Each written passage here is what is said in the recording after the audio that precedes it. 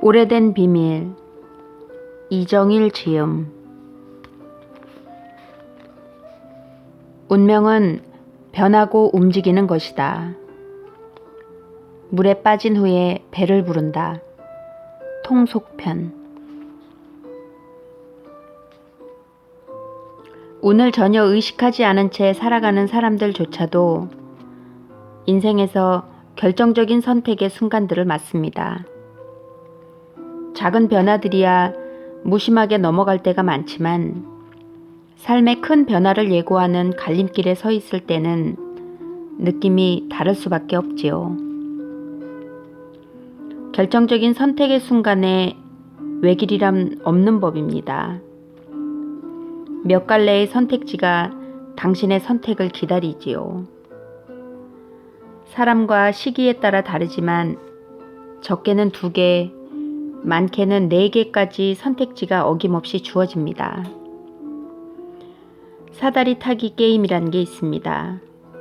일명 복불복 게임이라는 별명처럼 종이에 먼저 세로로 직선을 그은 다음 랜덤으로 가로선을 그어서 사다리 게임판을 만들지요.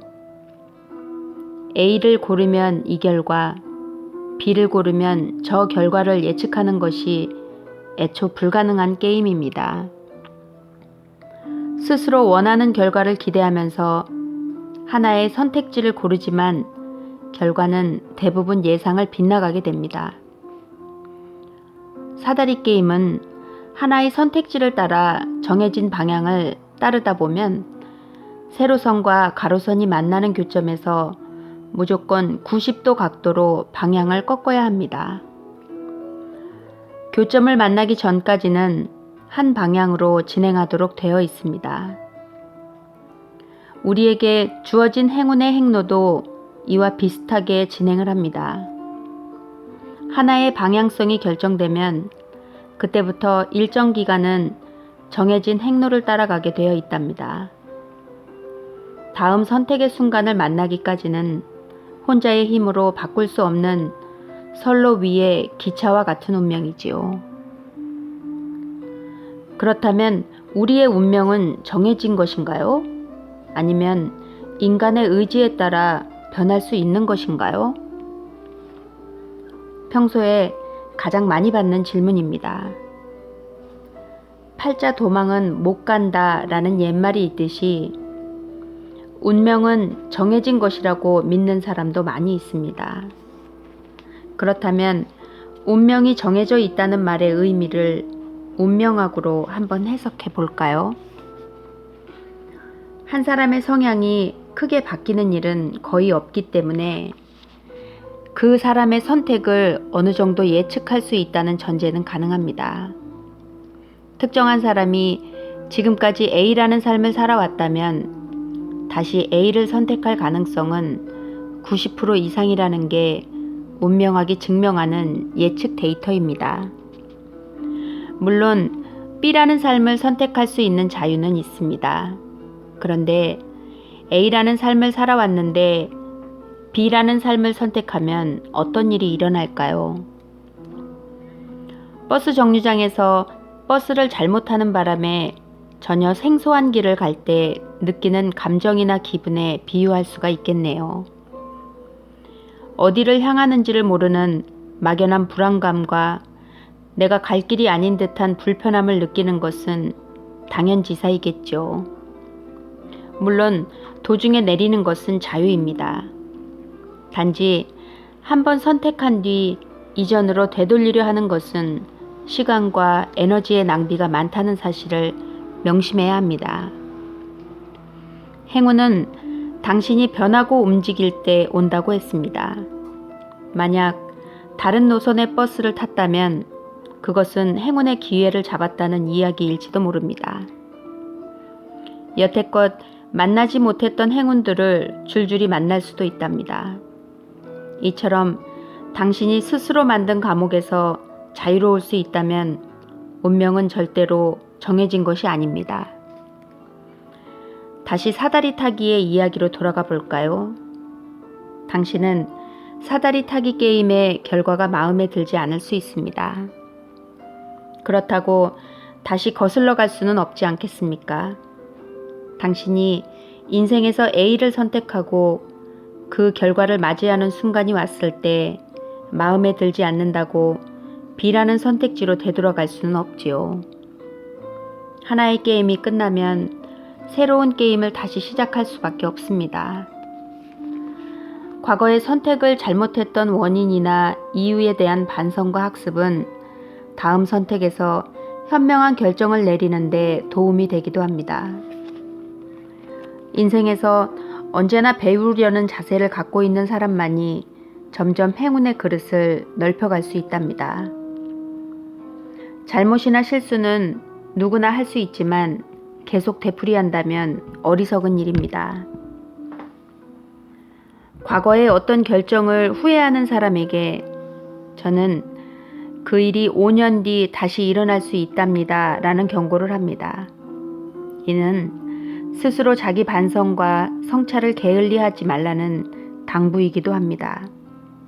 운명학적으로 갈등을 이겨내고 또 힘든 선택을 해야 하는 상황은 수년 혹은 십수년의 주기로 반복되기 마련입니다. 당연한 듯이 습관적으로 늘 타던 버스를 선택할 것이 아니라 당신은 제대로 된 행운의 버스를 타야 합니다. 행운의 법칙, 자기 반성과 성찰을 게을리하지 마라.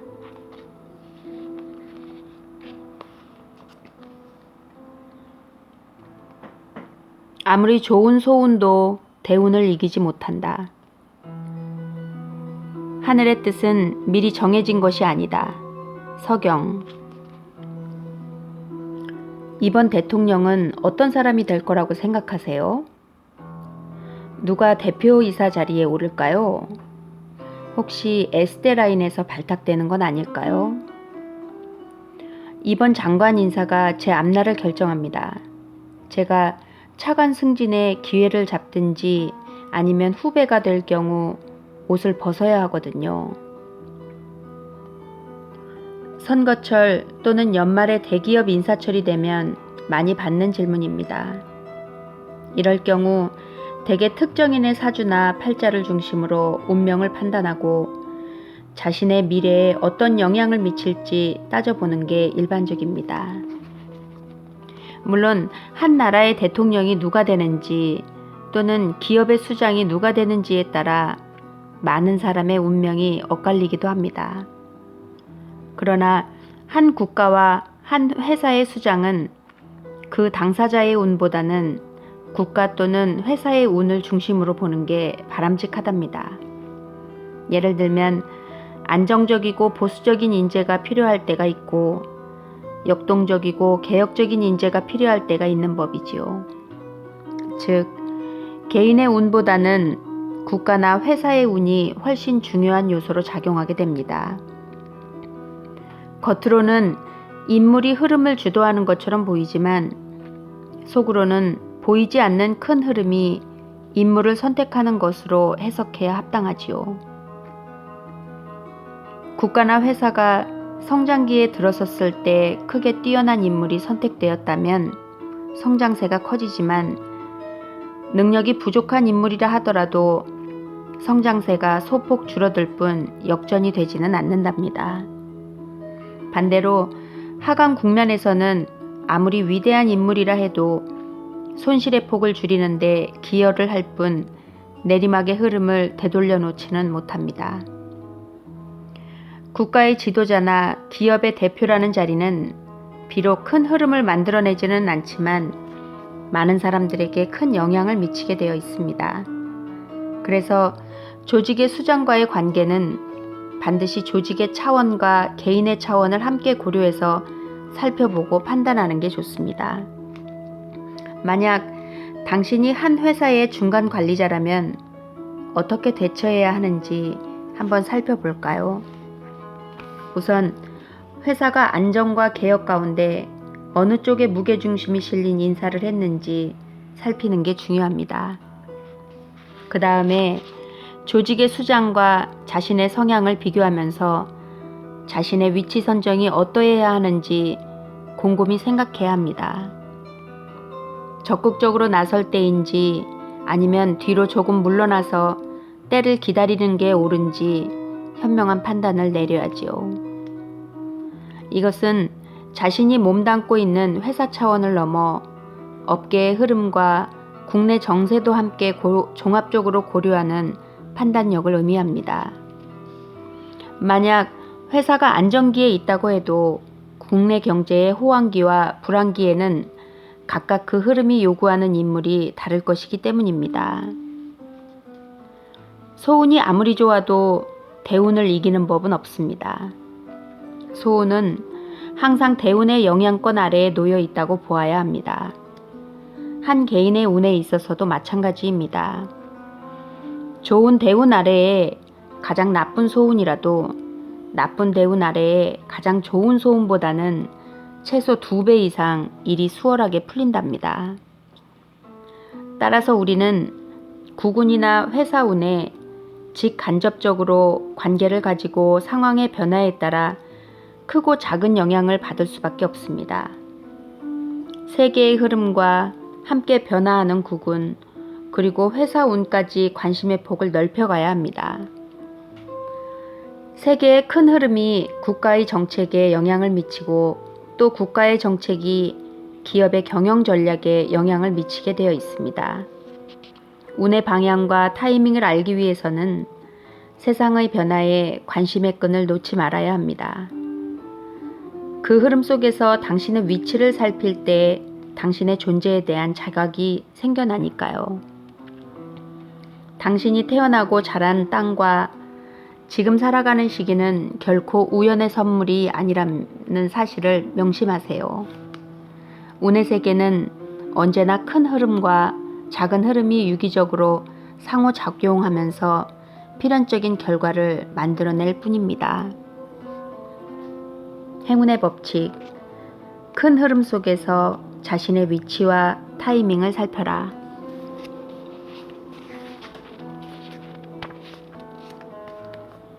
행운은 기다림과 타이밍의 미학이다. 좋은 운수를 만나고 못 만나는 것은 때에 달렸다. 순자. 저에게 비어있는 부사장직을 제안하면 어떻게 답하는 것이 가장 좋을까요? 대기업 전무인 K씨에게 연락이 왔습니다. 최고 경영자까지 올라가 보겠다던 그는 자신의 꿈에 한 발 더 다가선 듯한 기대감에 목소리도 떨리고 있었습니다. 전무님, 지금은 사양하는 태도를 취하는 것이 좋겠습니다. 운이 좋아지려면 아직 조금 더 남았는데도 이런 제의가 들어왔다면 분명히 잠시 높이 올라갔다가 더 크게 추락할 일이 발생할 징조랍니다. 지금은 위아래 인맥을 잘 정리하시는 등 그릇을 단단하게 하셔야 할 때이지 채울 때가 아닙니다. 이런 조언을 하자 K 전무는 의외의 답을 했습니다. 실은 저도 아직은 역량을 좀 더 키워야겠다는 생각을 하고 있었습니다. 그는 조금 더 때를 기다리는 쪽을 선택한 것입니다. 대기업 임원으로서 뿌리치기 힘든 승진 유혹에 현명하게 대처한 K 전무. 과연 될 사람은 그릇이 다르구나 라며 개인적으로 감탄을 하게 했던 주인공입니다. 결국 K 전무의 경쟁자가 그 자리를 차지했습니다. 그리고 아니나 다를까 그는 전임자의 잘못으로 인해 발생한 소송의 회사 책임자로 법정에 서야만 했습니다. 여러 재판에 불려 다니느라 경영 능력을 발휘할 기회조차 잡지 못했던 것입니다. 설상가상으로 각종 소송 때문에 회사의 주가가 떨어지고 실적도 전년 대비 70%까지 떨어지는 등 개인은 물론 회사까지도 최악의 상황에 몰렸습니다. 새로 부사장 자리에 오른 사람은 아직 입지 말아야 할 옷을 입은 채 그 무게에 짓눌려 제대로 운신을 못한 것이지요. 이때 K 전무가 보여준 신중함과 겸손함을 높이 평가한 그룹 회장과 경영진은 결국 3년 뒤 K 전무를 CEO의 자리에 앉혔습니다. 타고난 그릇이 크다고 해도 제 능력을 발휘하려면 닦고 손질하는데 긴 시간이 걸리게 마련입니다. 그러니 지금 당장 어떠한 기회가 왔다고 해서 무턱대고 덥석 물 일은 아니랍니다. 인생은 누구나 3번의 기회가 있다라고 하지만 실제로는 그렇지 않습니다. 제가 검증한 바에 따르면 대부분의 사람들이 3번 이상의 기회를 가지며 평소 마음 관리를 어떻게 하느냐에 따라 10번의 기회도 불러올 수 있답니다. 반면에 기회처럼 보이는 미끼들 역시 반드시 3번 이상 오지요. 독을 감춘 달콤한 과자가 눈앞에 영광을 약속하며 사람을 유혹합니다. 그걸 그대로 삼켰다가는 화의 근원이 됩니다. 화를 부르는 미끼의 경우에도 시기와 크기는 각각 다르지만 달콤한 과자처럼 약속된 결과로 사람을 유혹하지요. 실제로는 화의 근원이 되는데도 말입니다. 운의 과학에서 말하는 기다림은 감나무 아래 누워 감이 떨어지기를 기다리는 것과는 다르답니다. 자신의 게으름을 정당화시키는 소극적인 기다림이 아니라 적극적인 기다림입니다.